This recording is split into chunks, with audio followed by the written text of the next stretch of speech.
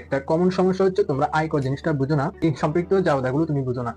এটা যে আয়কর যে একটা উত্তোলন, সেটা তুমি বুঝতে পারো না। আয়করটা কি?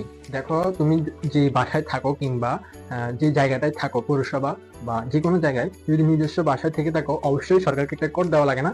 কি দেওয়া লাগে? সরকারকে একটা নির্দিষ্ট পরিমাণ বছর শেষ কর দেওয়া লাগে।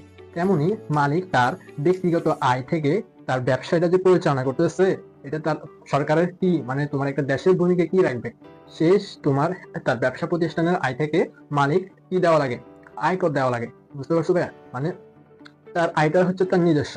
এখন সে যে ব্যবসা প্রতিষ্ঠানটা করতেছে দেশের মধ্যে, তার ভূমিকা কি, দেশের ভূমিকা কি, দেশের জন্য সে কি করবে, সেখান থেকে অবশ্যই তাকে আয়কর দেওয়া লাগবে। এখন আয়করটা কি সে নিজের পকেট থেকে দিবে বা কোথা থেকে দিবে? অবশ্যই ব্যবসা প্রতিষ্ঠানের লভ্যাংশ থেকে বা ব্যবসা প্রতিষ্ঠানের থেকে অংশ থেকে, নগদ টাকা থেকে।